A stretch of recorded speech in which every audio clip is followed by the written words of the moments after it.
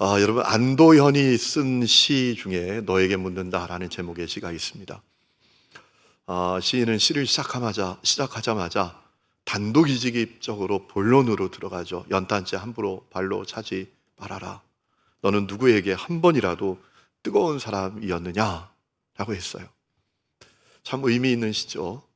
우리는 연탄재가 다 타서 재가 되어서 함부로 대합니다. 그런데 생각해 보라는 거예요. 그 연탄은 누군가의 차가운 몸과 마음을 녹이기 위해서 자기를 불태웠지 않느냐라는 겁니다. 당신은 어떠냐? 당신은 한 번뿐인 인생을 어떻게 살고 있느냐?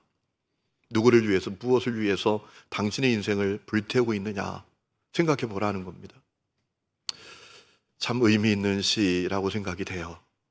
여러분이 신앙생활을 뭐라고 생각하시죠? 그저 교회 다니니까 마음은 편하다. 여러분, 이런 정도에 머무르는 분들이 혹시 계시지 않습니까? 베드로는 뭐라고 말하나요? 오늘 말씀을 보면 베드로는 나에게 있어서 예수를 믿는 것은 이런 겁니다 라고 말하고 있는 것을 오늘 말씀을 묵상하다 보면 듣게 됩니다. 이렇게 말합니다. 나에게 예수를 믿는 것은 가슴을 뛰는 희망을 갖게 되는 것입니다. 나에게 예수를 믿는 것은 내 가슴이 뛰는 희망을 갖게 되는 것입니다 라고 말하고 있어요. 여러분, 오늘 말씀을 보면 베드로가 하나님을 찬양하자고 초청하지 않습니까? 여러분, 3절에 보면 우리 주 예수 그리스도의 아버지 하나님을 찬송하리로다. 세 번역 이렇게 되어 있습니다. 우리 주 예수 그리스도의 하나님 아버지께 찬양을 드립시다 라고 우리에게 초청하고 있어요. 왜 하나님을 찬양하자고 초청하는 겁니까? 중요한 이유가 있습니다. 3절에 보면 하나님께서 우리에게 산소망을 갖게 하셨기 때문이다 라는 거예요. 여러분, 소망은 말 그대로 살아있는 소망이에요. 죽은 소망이 아니라 살아있는 소망입니다.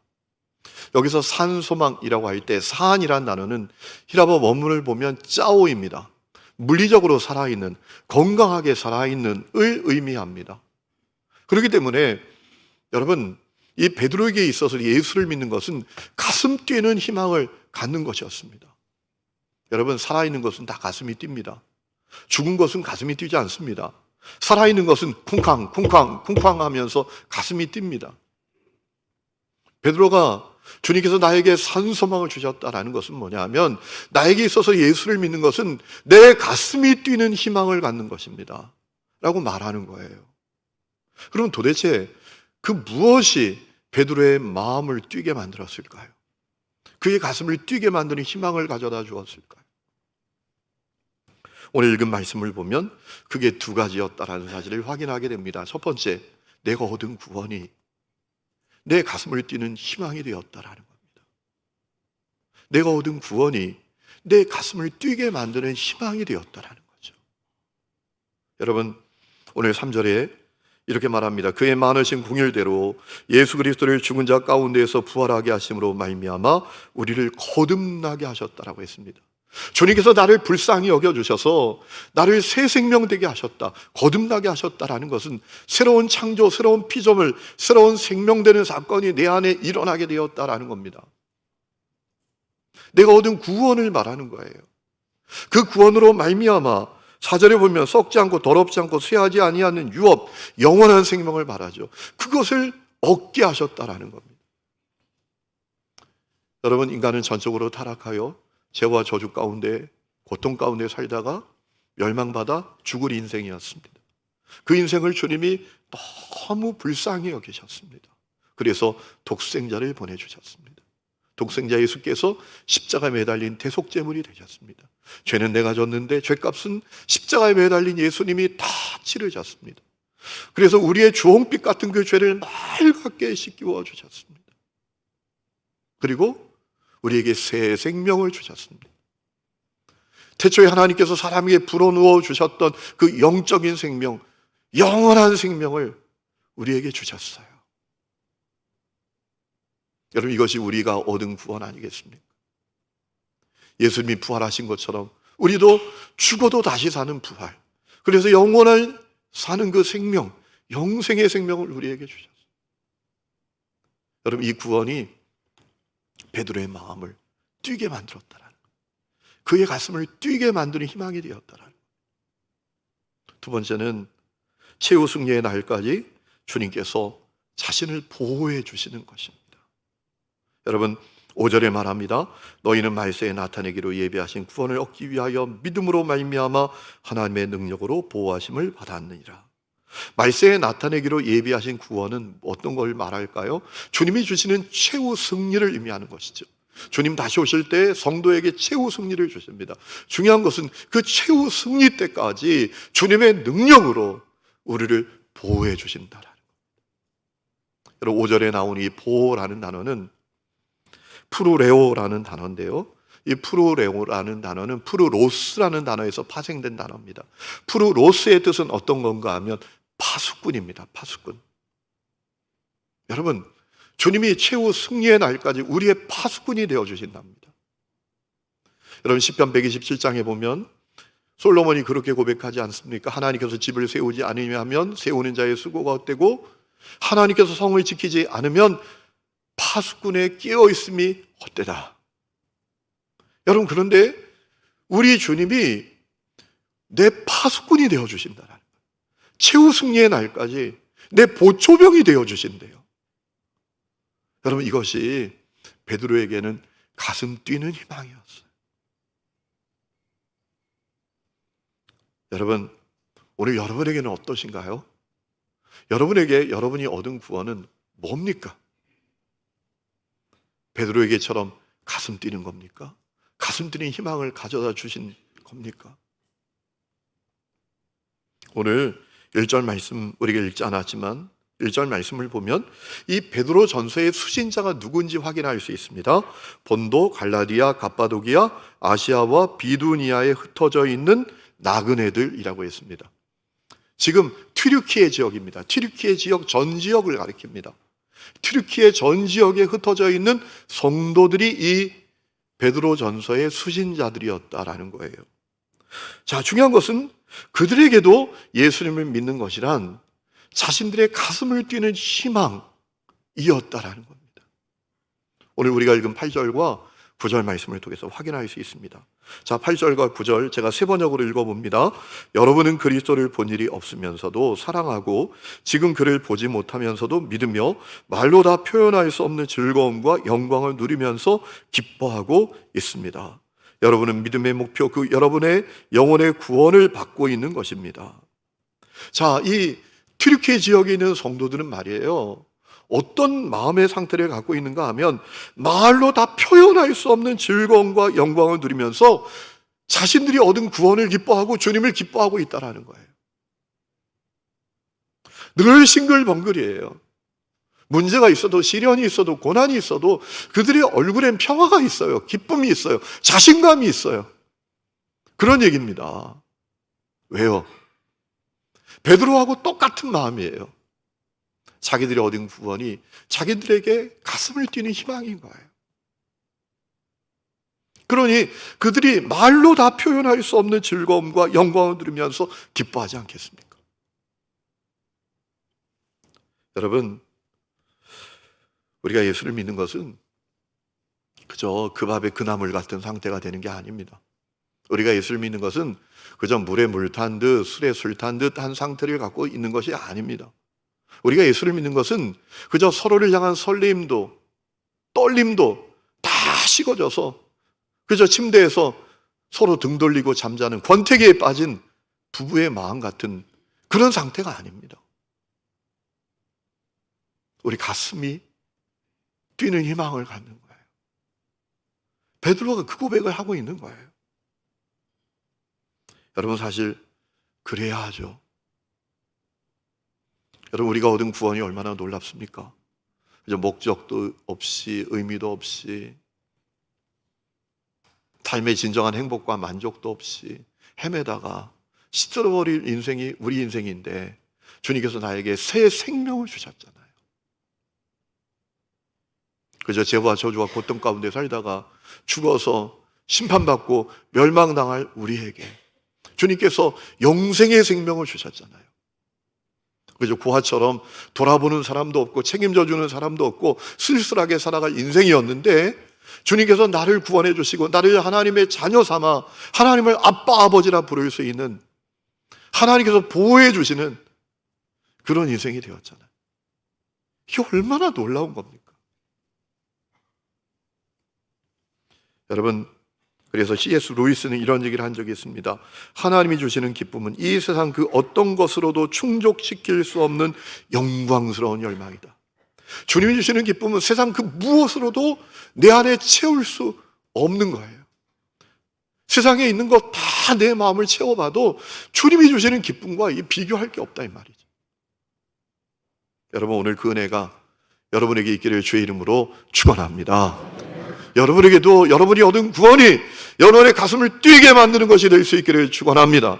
여러분의 가슴을 뛰게 만드는 희망이 될 수 있기를 축복합니다. 그래야 합니다. 반드시 그렇게 되어야 합니다. 왜 그렇습니까? 중요한 이유가 있어요. 우리가 살아가는 삶이 결코 순탄하지 않기 때문입니다. 우리는 나 문제 없이 평안한 가운데 살기를 원하죠. 신방을 가면 가장 많이 적혀있는 기도의 제목이 우리 가정이 평안하기를 원합니다. 그게 우리의 소망이죠. 그런데 여러분, 우리의 현실이 그 소망대로 펼쳐집니까? 절대로 그렇지 않죠. 정말 예측하지도 못했던 어려움이 찾아오죠. 가시밭길이 펼쳐지고 사망의 음침한 골짜기를 가게 될 때도 있고 폭풍우 한가운데 던져질 때도 있고 인생의 그 추운 겨울을 만나서 우리가 그저 떨기만 해야 될 때도 있잖아요. 인생은 늘 푸른 풀밭, 쉴만한 물가로 가는 게 아니잖아요. 제가 좀 힘든 얘기를 들었는데요.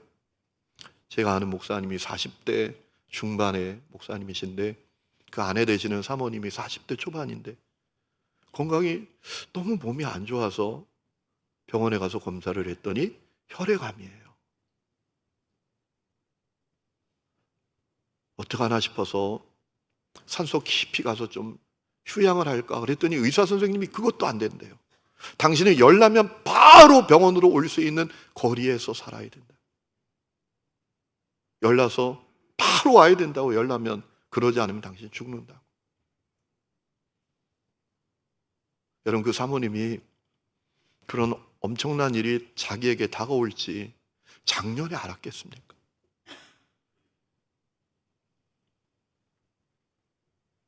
여러분, 우리에게 그와 같은 현실이 펼쳐지는 이유가 뭡니까?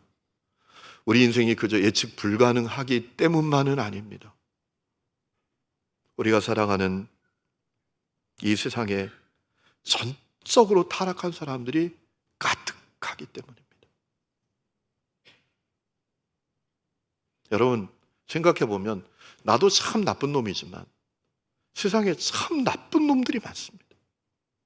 도둑놈도 그렇게 많고 사기꾼도 그렇게 많고 청소년을 성매매하는 놈들도 그렇게 많고 청소년에게 마약을 파는 놈들도 있고 돈을 빌려가서 안 갚는 놈들도 그렇게 많고, 제가 아는 성도님은 지금 사업에 큰 위기가 있어요. 어려움이 있어요. 그런데 빌려준 돈 받으면 해결이 돼. 그런데 빌려갈 땐 그렇게 아쉬운 소리하고 그렇게 빌려가 놓고 사역에 엄청난 위기가 있는데 남 일 하듯이 하는 거예요. 마음대로 해. 자기밖에 모르는 놈들. 돈을 위해선 수단 방법 안 가리는 놈들, 정권 잡기 위해선 수단 방법을 안 가리는 놈들. 세상에 나쁜 놈들이 너무 많아요. 그들이 행하는 불의와 불법이 우리가 살아가는 세상에 가득합니다. 중요한 것은 그런 세상에서 우리가 하늘에 속한 성도로 사는 게 절대로 간단치 않습니다. 죄가 가득한 세상에서 하늘에 속한 성도로 사는 것은 정말 쉽지 않습니다. 많은 어려움을 겪게 됩니다. 오늘 말씀을 보면 바울도 그 부분을 이야기하죠.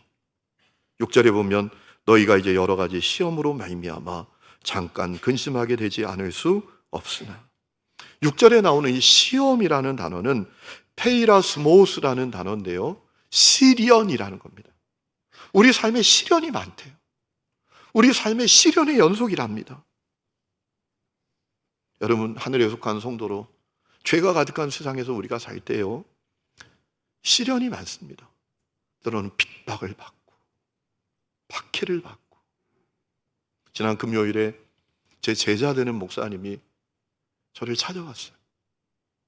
독립교단에서 목사 안수를 받고 예수전도단 지방에 있는 어느 좀 규모가 있는 도시의 지부장으로 섬기고 있어요. 이런저런 이야기를 쭉 하는데, 목사님 저 어려움이 많았어요 그러더라고요. 가장 어려운 것은 아버지에게 받는 어려움. 아버지에게 자식 취급을 못 받아요.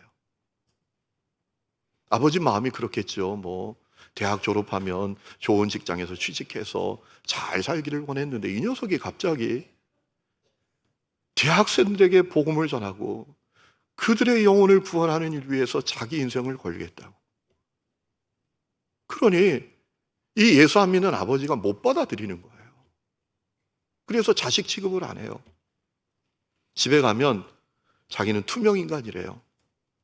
여러분, 집에 가면서 자식이 이런 얘기 듣고 싶지 않겠어요? 왔냐?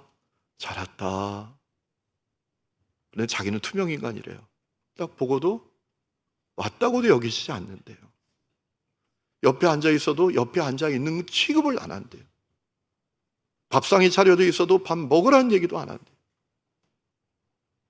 그래서 자기가 집에만 갔다 오면 여동생이 전화를 한대요. 오빠, 오지 마, 집에 오지 마. 오빠만 왔다 가면 집이 지옥으로 바뀌어. 주님 나라 향해서 가는 그 길. 지금 청소년 복음화율이, 청년들 복음화율이 여러분 10%도 안 된대잖아요. 대학생 복음화율이 3.4%라는 그런 치명적인 통계가 있어요. 그들을 위해서, 그들의 영혼을 구원하는 일을 위해서 자기의 생애를 주님께 드리는데 쉽지 않은 거예요. 아버지에게 인간 취급도 못 받아요. 때로는 손해와 손실을 겪게 되죠. 500원짜리, 1000원짜리라고 해야 돈 좀 벌 수 있고, 그리고 이 사람이 이 물건 갖고 가면서 돈 안 갚을 것 같으면 안 줘야 되는데 불쌍하니까 주는 거죠. 우리 그리스도인들이 그런 마음 갖고 있는 거 아니에요? 그래서 또 어려워지고 망하고 불이익을 당하죠.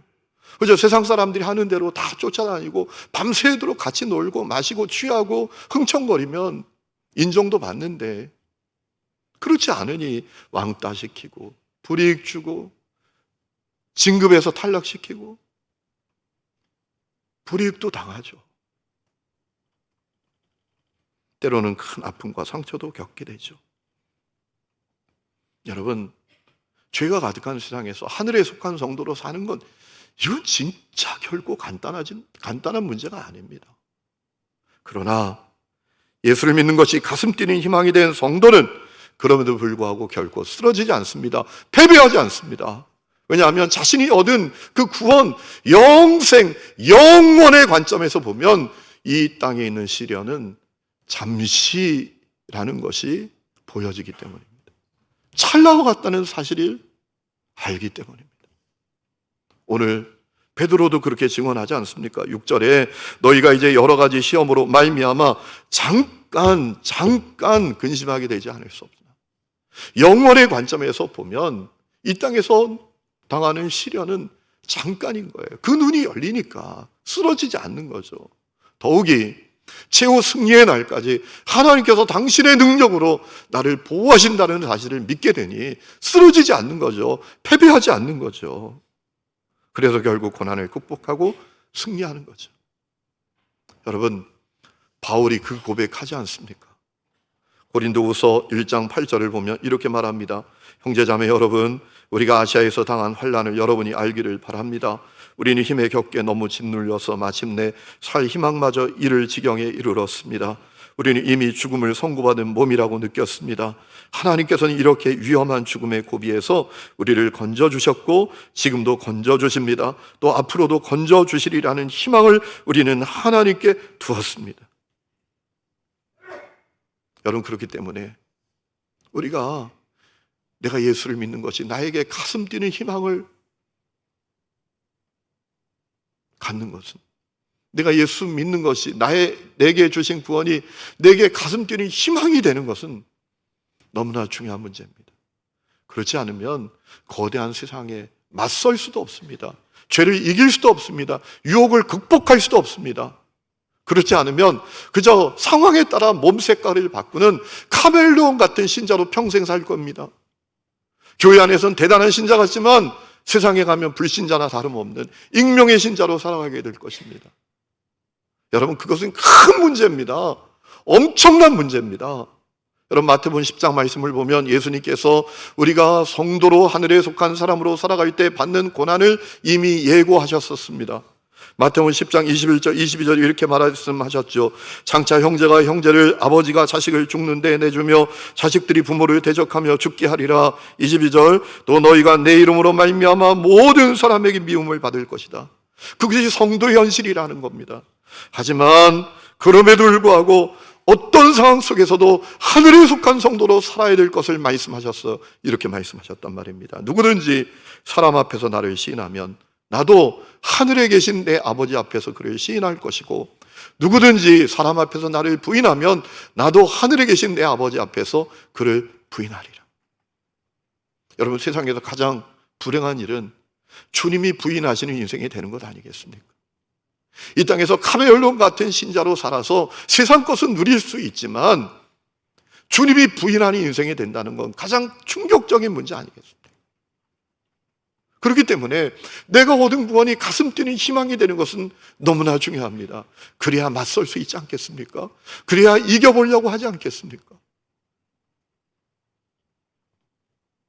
사랑하는 성도 여러분, 여러분 가운데 고난과 시련의 현실 가운데 있는 분들이 계십니까? 그 고난과 시련의 현실 속에서 흔들리고 있는 분들이 계십니까? 낙심하고 있는 분이 계십니까? 그저 세상과 타협하고 싶은 마음이 있는 분들이 계십니까?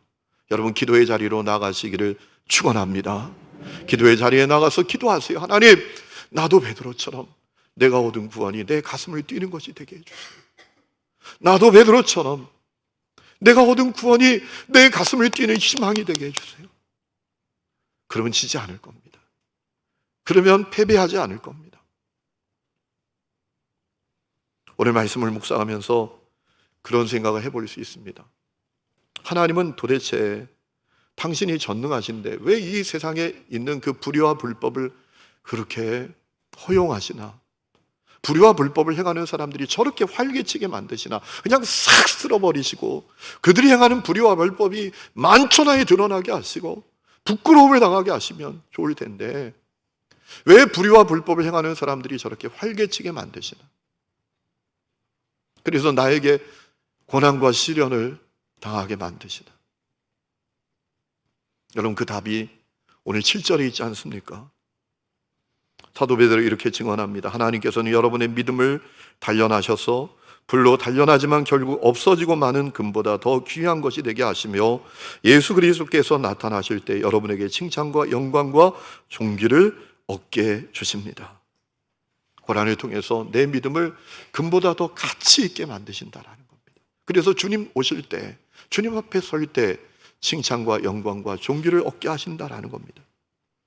그럼 우리가 이런 생각을 또 할 수 있어요. 아니, 꼭 고난을 통해서만 믿음이 가치 있게 되는 거야?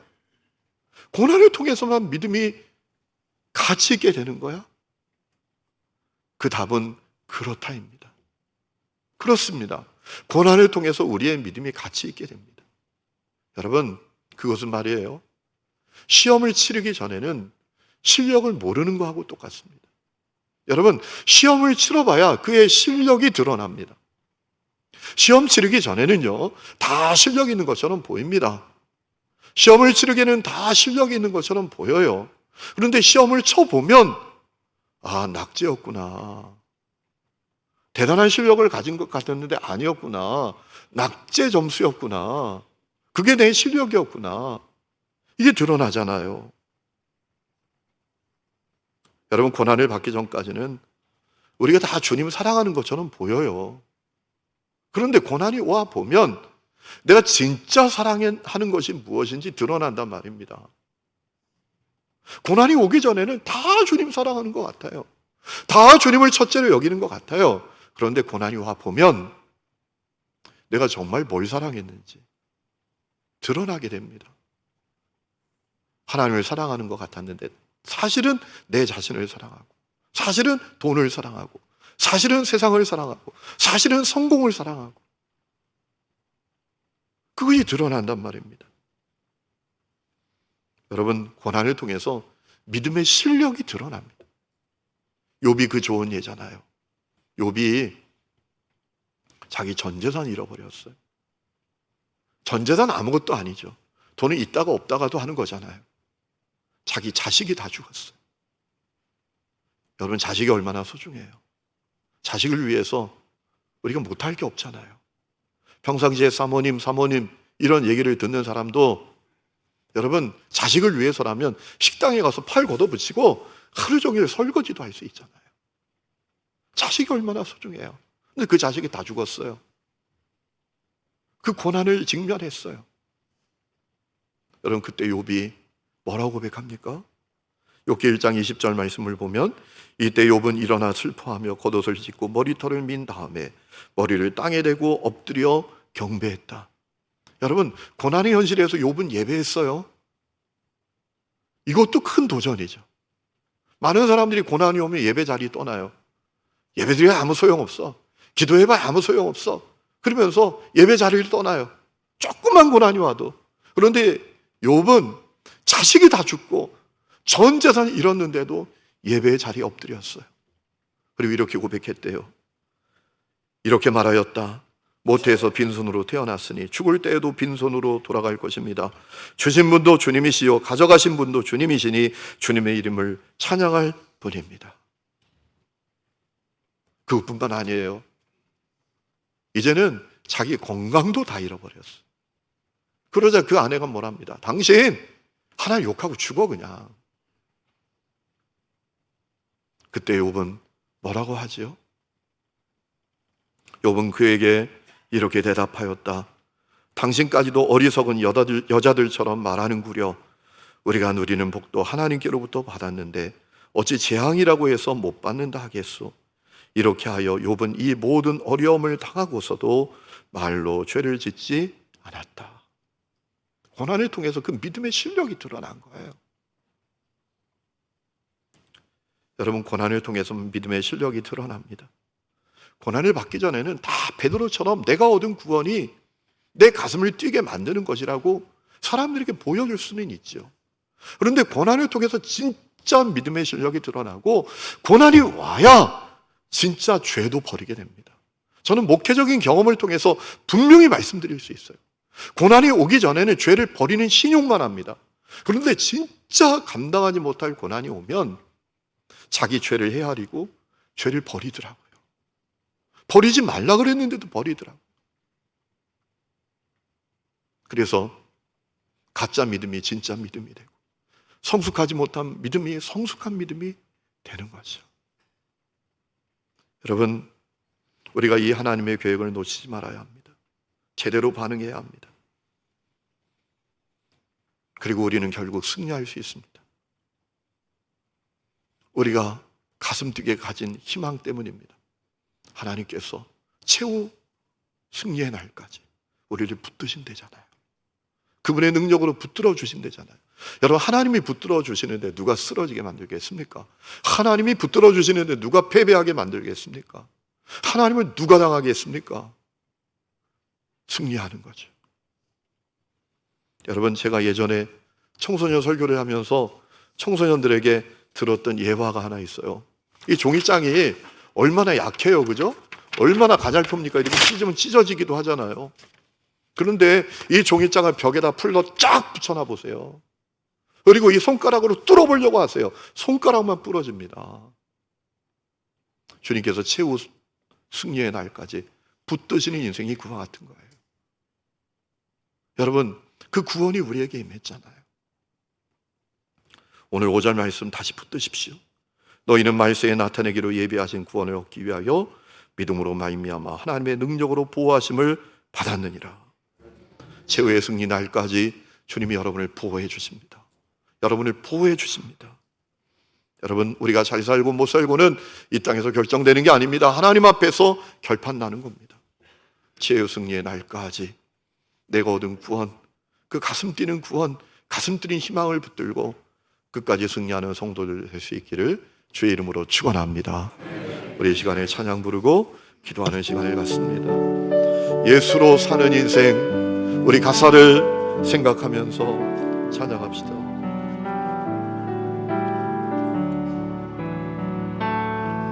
내 이름 불러주시고 내 삶의 주인 되시는 내 맘의 노래 되시는 그는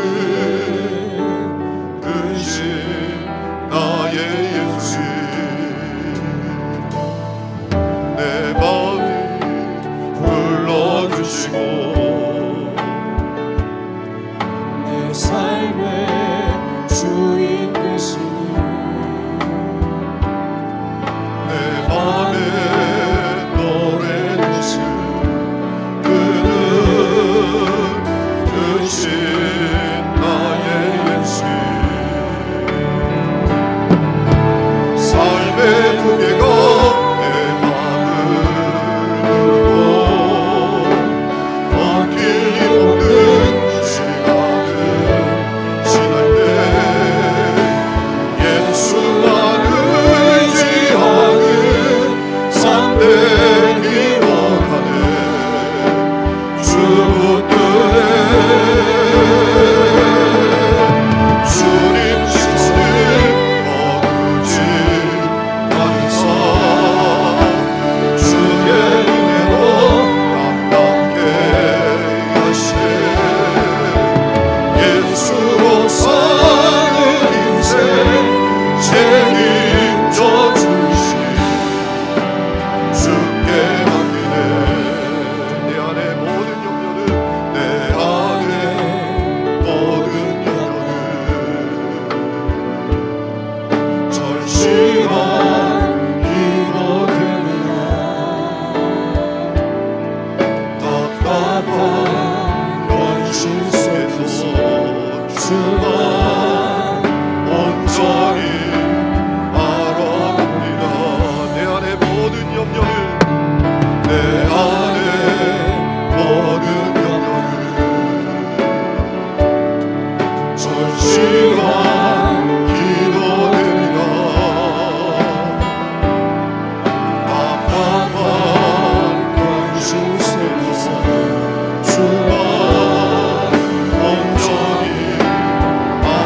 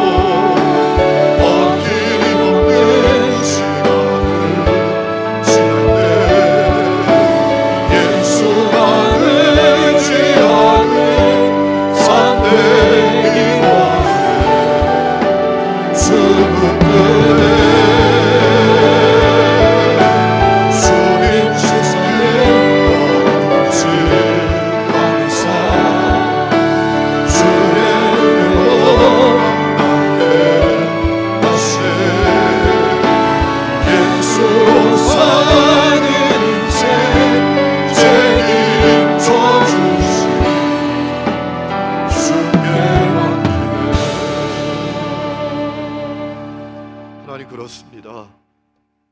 주님께서 최후 승리의 날까지 우리를 붙드신다고 하셨습니다.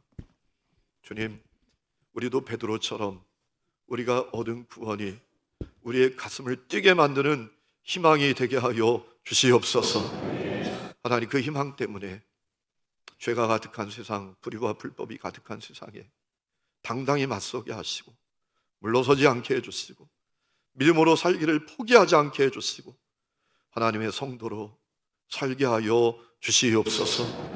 그리하여 최후 승리의 그날 주님께서 우리의 모든 눈물을 닦아주시며 잘하였다, 잘 이겼다, 잘했다 칭찬받는 저희 모두가 되게 하여 주옵소서. 이제는 우리 주 예수 그리스도의 은혜와 하나님 아버지의 놀라운 사랑과 성령의 내주 동행하심이 예배하는 하늘 음의 모든 성도들과 그 삶의 모든 부분들 위에 지금부터 영원토록 함께 계시기를 간절히 축원하옵나이다. 아멘.